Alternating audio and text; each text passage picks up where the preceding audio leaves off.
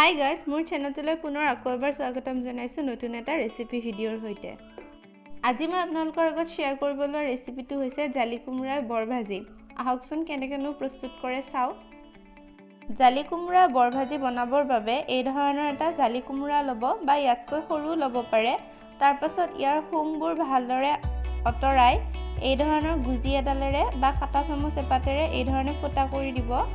আচলতে কোমোৰাটো ফুটাই লোৱা মেইন কাৰণটো হৈছে ইয়াৰ ভিতৰত থকা এক্সট্ৰা পানীখিনি উলিয়াই দিবৰ বাবে। এয়া দেখিছে, ফুটা কৰি কিছু সময় থোৱাৰ পিছত এই ধৰণে পানীবোৰ ওলাই আহিব। কোমোৰাৰ পানীখিনি ওলাই যোৱাৰ পাছত এই ধৰণে কোমোৰাখিনি কাটি ল'ব গোল গোলকৈ। বেছি মিহিও নকৰিব, বেছি ডাঠো নকৰিব, মিডিয়াম ৰাখিব।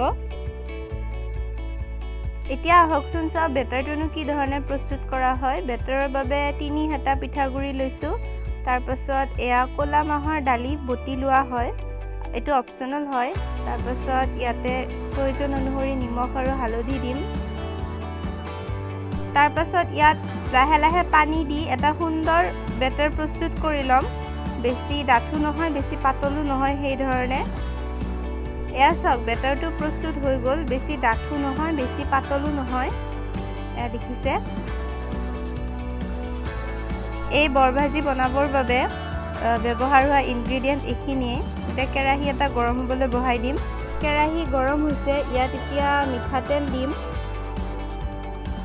মন কৰিব তেলখিনি যাতে খুব ভালকৈ গৰম কৰি লয়। তেল গৰম হোৱাৰ পাছত কোমোৰা এডোখৰ ল'ব।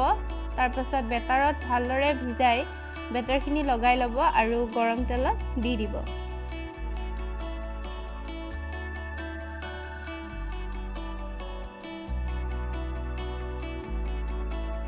কোমোৰা কেইডোখৰ ঘনে ঘনে লৰাব আৰু জুইৰ ফ্লেমটো মিডিয়াম ৰাখিব, নহ'লে এইখিনি দহি যাব পাৰে।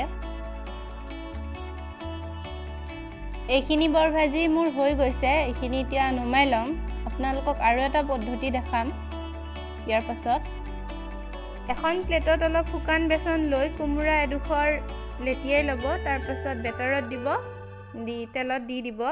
দেখিব বেটাৰটো বেচনৰ বাবে বেছি সুন্দৰকৈ লাগি ধৰিব কোমোৰা ডোখৰত।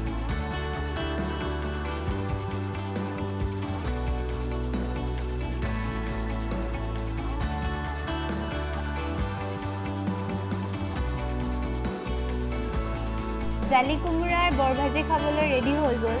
আপোনালোকে হয়তো কিছুমানে জানিবও পাৰে আৰু নাজানিবও পাৰে, মই সেইবাবে শ্বেয়াৰ কৰিলোঁ। এইটো আচলতে মোৰ আইতাৰ ৰেচিপি হয়। আশা কৰিছোঁ আপোনালোকে ৰেচিপিটো চাই ভাল পালে। যদি সঁচাকৈ মোৰ ৰেচিপি ভিডিঅ'টো চাই ভাল পালে তেনেহ'লে প্লিজ এটা লাইক কৰি দিব আৰু শ্বেয়াৰ কৰি দিব। আৰু যদি আপুনি মোৰ চেনেলত নতুন হয় তেনেহ'লে প্লিজ মোৰ চেনেলটো ছাবস্ক্ৰাইব কৰি দিব। আকৌ আহিম এটা নতুন ৰেচিপি ভিডিঅ'লৈ, তেতিয়ালৈ বাই বাই।